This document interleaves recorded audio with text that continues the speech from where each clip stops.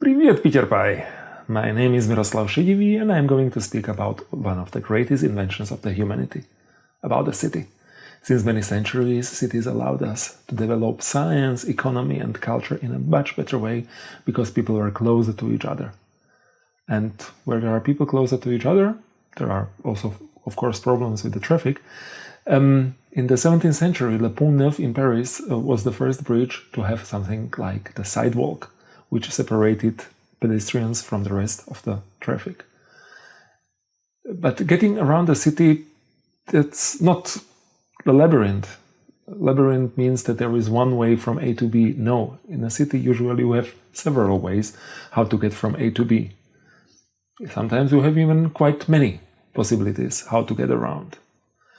And if you want to get somewhere the quickest possible, it is not the distance that is interesting to you. Actually, it's the time. And no matter which way of transport you choose, it is always interesting to get somewhere as fast as possible. But getting around the city doesn't look like this. Getting around the city looks more like this. And depending on which way of transport you choose, you need to decide how you are going to travel. If you sit in a car, you can take an online navigator. There are plenty of real-time online services. You tell where you want to go, and then it will tell you, okay, you go there, and you need some time, and probably you're not going to get there much faster because there are also other people in the same cars that want to get there as well. But if you are on a bicycle, you are very different, because on a bicycle, your speed depends on your personal way of cycling. So for example, here, are you going to ride on the right or on the left of the rails? This is a bike path. Are you going to ride here, slower, faster? There are cars parked there that can open the door at any time. Or even here, where they are even parking directly on the bike path. Or here, are you going to put yourself in front of that car or wait here? Are you going to ride around or not? And what the person in that car is going to do with the door right now. So you see that getting around with a bicycle means that there is no way to estimate how fast I or you are going to ride, because everybody is a little bit different. And look, here is even the city that has done a very bad job, because they officially allowed cars to park directly on the bike road. Or sometimes there are some occurrences that you cannot predict. But if there is something like this on your journey from work to home, it's possible that sometimes there will be a train, or sometimes even something like this can happen. So what I did in Karlsruhe where I live, I wanted to see how the navigator is going to get me, for example, from the castle to some green area called Günterklotz-Anlage. This navigator that is usually very good for cars gave me 2 or 3 possibilities, but one of them sent me to the busiest road in the city, and the other one sent me directly through the zoological garden that is also not possible to cross by bicycle. So this is not probably what I'm going to choose. Then I took another one. The route, I like it a little bit better, but look at how many streets there are in the city, and is there probably a different one that is going to be better? So you see. So I did exactly what this second app recommended to me, and this is how my speed looked like. You see, there were 2 traffic lights that took me almost a minute to wait, so it means that there are probably other ways how to get from A to B. What I did, I took this route once more, but then I took another one, and I went from other places to other places, and I crossed this region between these 2 points. So I did hundreds of trips. I recorded all of them. And here are only a few of them that I'm going to show you how I can estimate the best trip.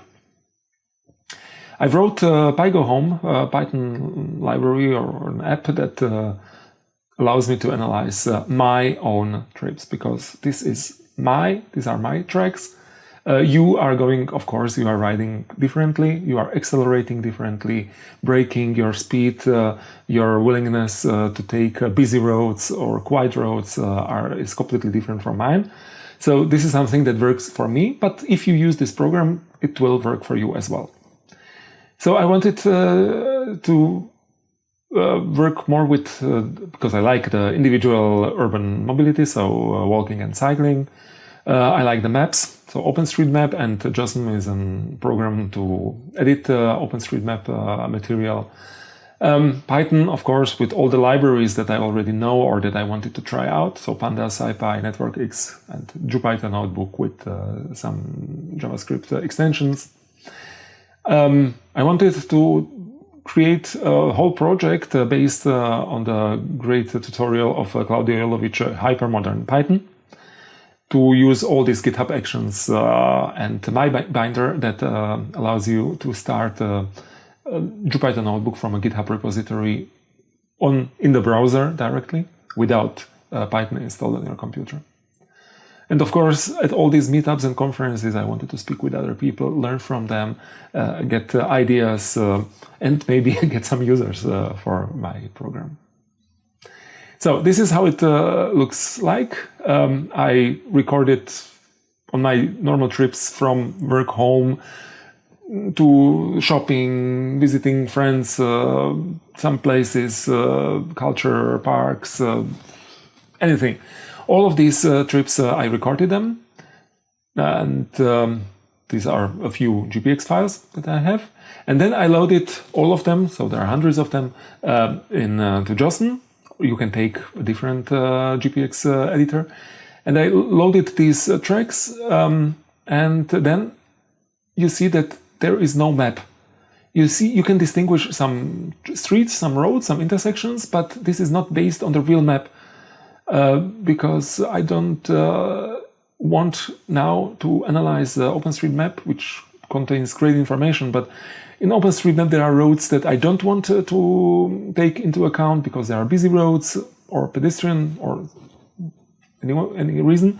And there are also some places like huge squares where on a bicycle you are allowed to cross in any direction. So this is also something that doesn't work on a map.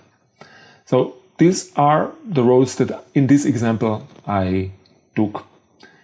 Then I tried to find some way to automatically indicate or identify the crossroads or the intersections. This didn't work very well. Maybe I will find some way, or you can help me.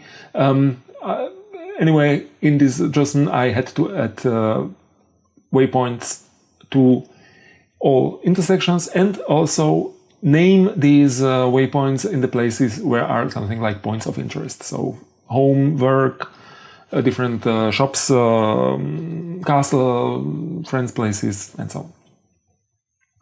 And then I just looked over the map, and on every place where two tracks parted or crossed, I put a dot. An exception is a place where there is a bridge. So if there is a bridge and two tracks are crossing, of course I cannot jump from the bridge down or up to the bridge. So in this case, I didn't do that. So I placed some more dots, and then I took these GPX files and I converted the classic longitude, latitude, which is in degrees. I converted it to UTM. And UTM coordinates have the great advantage that within small places, like a city, 10 kilometers maybe in diameter, the coordinates are numerical and orthogonal, and they are in meters. So two values are, I can calculate the distance between two points by calculating the Pythagoras equation and to get the information how far is what. So this is great also to get the information about speed, about distance, and about azimuth. So, since I am the only one who does all this tracking, I can be only at one place at the same time. This means that I can take all my GPX tracks and I can just sort them chronologically. This is what you see on the left. So there is always the day, and then there is the position in UTM. Of course, this number is a little bit longer. For an example, it doesn't matter. And this will tell me that between these 2 seconds, I moved by 5 meters in that direction. There are some places, some spots in this time series when I have no data. Of course, if I stop somewhere and then on the next day I go away again, I have a break of several hours or even days. Also, if I stopped at some place where I wanted to stop, I stopped also the tracking. On the other hand, there are some cases where I stopped, but I had to stop and I want to measure it. This is something like traffic lights, for example, or waiting or yielding priority to someone else. So this is something that can be worked on. What I need is a long time series divided into segments of movement, or of not movement, but the not movement was caused by stopping during the trip, so lights or yielding or waiting for something. On the other hand, I have a list of all my points of interest. If they are named, these are really points of interest, and then there are plenty of other nodes that are just these intersections that I'm using. And then for each track, I thought if I am near some point or node or not. I did a radius of 30 meters, so around each node I have an area of 30 meters that tells me that if I am entering it or going away from it. This is for the GPS precision, and also the crossroads, they have some size, so 30 meters works quite well. And then using pandas, I divided this time series into segments of I am near a node, I am not near a node, I am near a node, I am not near a node. And then I looked around which nodes I have connected. So for example, here you see there are 4 nodes, and there are some tracks that go from A to B to C, or A to B to D, or other way. And these are simple intersections. So an intersection where I can just go straight ahead, turn left, right, but where I don't spend any time. So sometimes there are 2 or 3 GPS points in it, sometimes only 1. This doesn't matter because statistically I negotiate the result and negate it. On the other way, so this is how it looks like. Afterwards, I want to create something like a graph with nodes and with edges, and the edge represents all the tracks that go from A to B, and contains a list of integers of seconds, how long time I needed to get from A to B. There are also, of course, cases of intersections where I had to wait, so traffic lights, for example.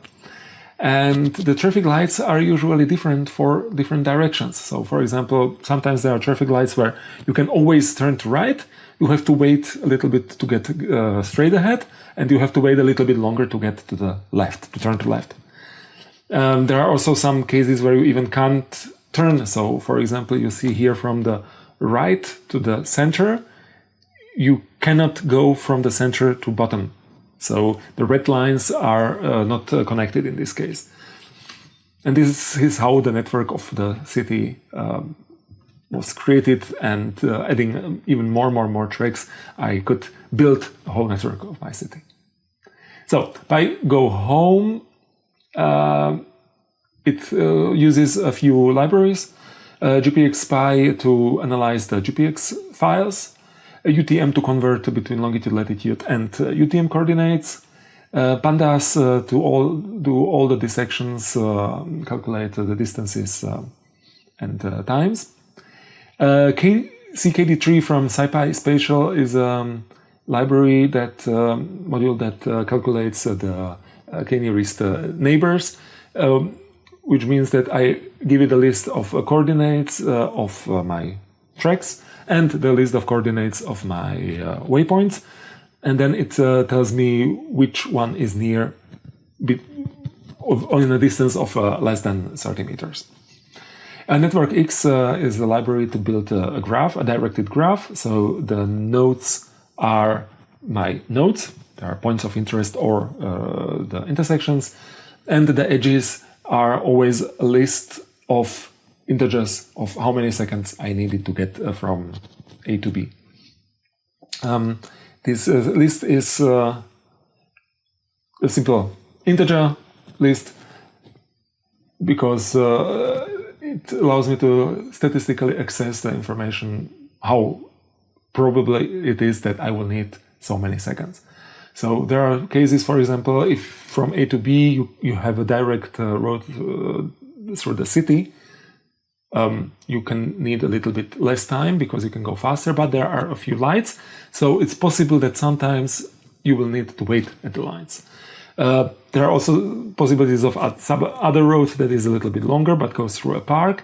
And in a park, usually I can go at a constant speed, right at a constant speed, and I don't stop randomly for lights. So the numbers will be more consistent in a park, although they will be a little bit higher. And then I just ask for the shortest distance within this tree, and I can tell, am I feeling lucky? So I want to find the road that was the path that was absolutely the fastest in the path, or I want to make sure, and for everyone I'm going to see it pessimistically, and for every segment I'm going to ask for the longest time I need it, just to make sure that it won't take longer than that. IP leaflet and IP widgets are libraries for showing the map in a Jupyter notebook and to work interactively with it. So it was interesting to see the tracks because, for example, this is the bridge over the Rhine River with some reconstructed path in reconstruction. So it means that I had to take different paths. So you see that while the cars can go directly, the bicycles have to make quite a lot of U-turns all around. Sometimes it's even more difficult to find good spots for these nodes, like in this case where you have a bridge, a tunnel, and a normal road. So it means that at some places you have 3 levels that don't have common points, because from the bridge you cannot jump down. So at those places you shouldn't put a node. There are other places with bridges that have no interaction at all because it's just a bridge that you cross, and then although it looks like this is completely legal because it's the only way how to get there. This also means that it may be quite difficult to find automatically all these nodes. If there are roundabouts that are for cars as well as for bicycles and they are not so large, you can put a node directly in the center. Then it will calculate the time needed to get to the roundabout and away from it. And if you have a huge roundabout that is only for cars and the bicycles have to go all around, even this is not a roundabout, but that's a technical problem because this roundabout is a normal crossroad, although it looks like a roundabout. In this case, I put the dots around this roundabout because it's so huge that the 30 meters cannot cover it completely.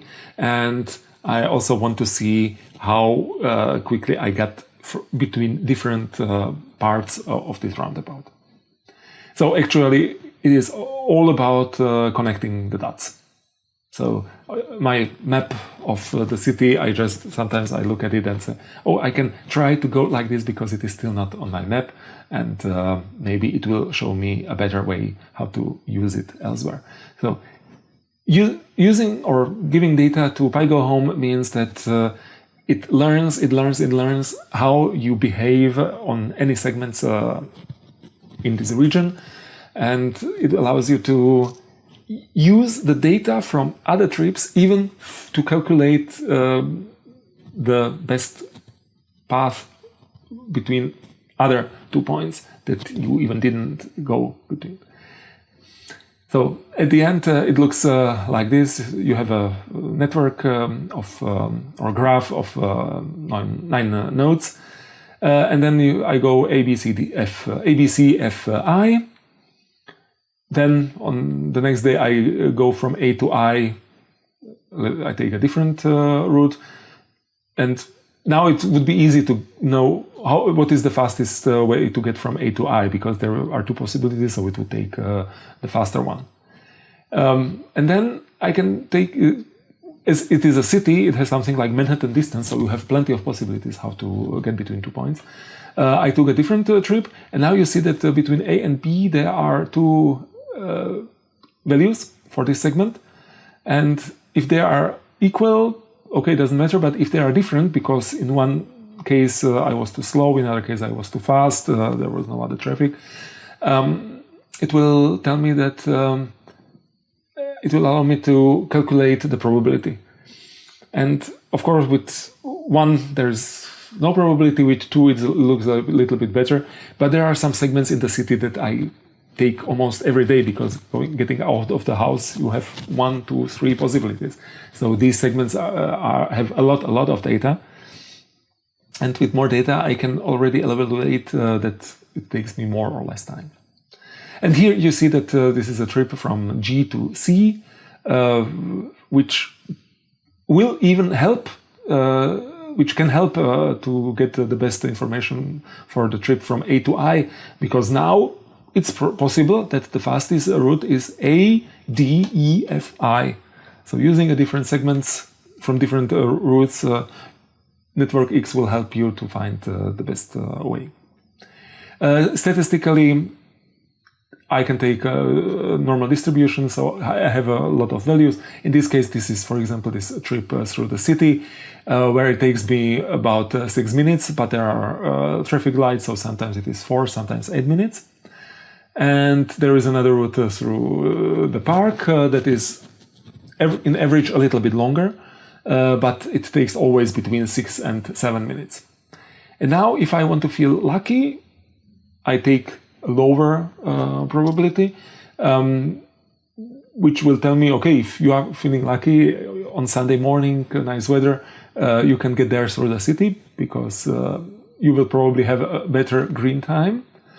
On the other hand, if I want to make sure that I will arrive as fast as possible or in time, I will take the red route, because even the worst value of the red route is better than the worst value of the green route. And this is how it looks like. So if you go to PyGoHome, start MyBinder, you can upload your GPX files. One of those files should contain all the nodes. And then you can ask to get the fastest route between your 2 points of interest, and move this quantile. So quantile is the probability between 0, the fastest one, and 1, the slowest one. And in this case, it will tell you, okay, this is the fastest one, because once I happened to do this list of segments in 9 minutes and 11 seconds, but my first time was 22 minutes, because there are a few lights there, so it can accumulate quite a lot. On the other hand, if I ask for the make sure alternative, it will give me this one, because if this one was not the fastest one, it took almost 12 minutes in the fastest case, but in the slowest case, it took only a little bit more than 13 minutes. So this will tell me, okay, this is probably the surest way how to get from A to B. So this was PyGoHome. you have seen what it can do. I would like to build an isochrone map. So you, with all this data, you give it one point and it will draw you a map of the city with different colors depending on how long time usually you need to get to all these places. So it would look like a mountain from the top. It should detect GPS problems. So something like if the precision of GPS is bad, or it jumps around, the speed is too high, too low, it should detect things like that. It should detect brakes and vehicle swap. It means that if I just stop on my bicycle and then push it for a few hundred meters, it should detect that my movement is not a bicycle movement. Actually, this program should work for any mean of transport, but always for one mean of transport. So you can use it also for bus or car or walking. Why not? Tell me afterwards your experience was. It should detect or give the possibility to edit the intersections. Now I have to do it manually in JOSN. Maybe some machine learning, depending on the weekday, daytime, weather, I don't know, to decide, okay, now it is Sunday morning, so probably I'm going to be faster than on Friday afternoon. Why not an integration of OpenStreetMap? So I have the data about the routes. I should have the possibility to avoid or to prefer tracks. For example, if once I take a very busy road, which gives me good time, but I don't want to go there anymore, I can tell, no, ignore this piece of road or this segment. Or maybe move from Python completely to PostgreSQL and do it in PostGIS. Why not? More platforms, an app. So what are your ideas? I'm looking forward to them. Thank you very much.